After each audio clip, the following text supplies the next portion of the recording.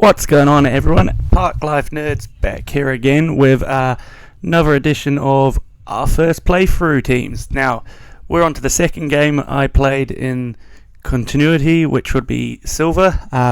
Got this one probably about the same time it came out. I was really excited for it, and of course, I was a noob at the time, so I made some bad choices in my team. It took me a while to remember exactly what I chose for this playthrough, but after a few beers I came through, and this was my first official playthrough team. Of course, I chose Cyndaquil to start with, as it did most people, because Charizard was such a cool fire Pokemon. You have to go with the fire starter, you know? So yeah, I had a Typhlosion, leveled it up pretty OP, really. Just managed to sweep everything with it. I didn't really need the rest of the team because it was just so powerful. Second Pokemon that I had was Ampharos, or that is probably pronounced terribly, but the final form of Mareep. Caught a sheep at the beginning of the game, as you do. Evolved it into a Flaffy. Thought Flaffy sucked, but I still grinded it away till it got to level 30, and when it evolved and it learnt Thunder Punch, what a game changer that was. That was a great addition to my team, and since then I've used it in various different games and various different playthroughs. Now, moving on to the water Pokemon, I had a Golduck to start with, which was a very interesting choice. It was a Psyduck that I evolved into a Golduck, mainly because I knew Surf was such a good move.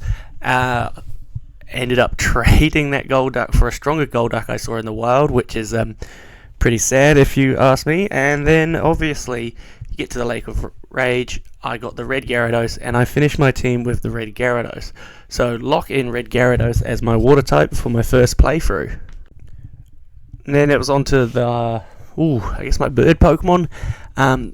Because I used it in the last playthrough in Pokemon Red, I grabbed a Pidgey, evolved it through to Pidgeot, and I really did not like it in this game for some reason.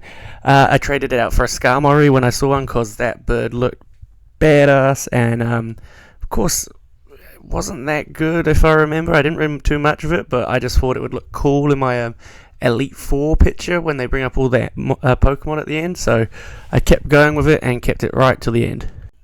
Okay, so Pokemon number 5. This one is an interesting one. Did you guys know that there was a clone cheat in Pokemon Silver? I didn't until my friend told me, and he was adamant that it would work, so he cloned my Typhlosion for me. So I ran around with 2 Typhlosions in my team. Obviously one a bit stronger than the other, but yeah, it was just, if you can have one starter Pokemon, why not have 2, and why not have exactly the same? I'm sure he probably thought I was going to trade it with him for something, but nah, I just kept hold of that one.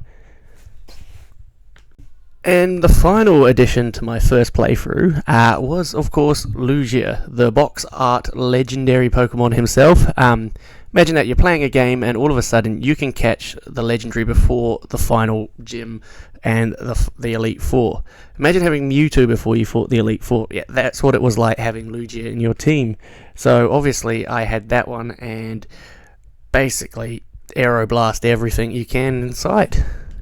If we're doing some honourable mentions, obviously Ho-Oh at the end of the game.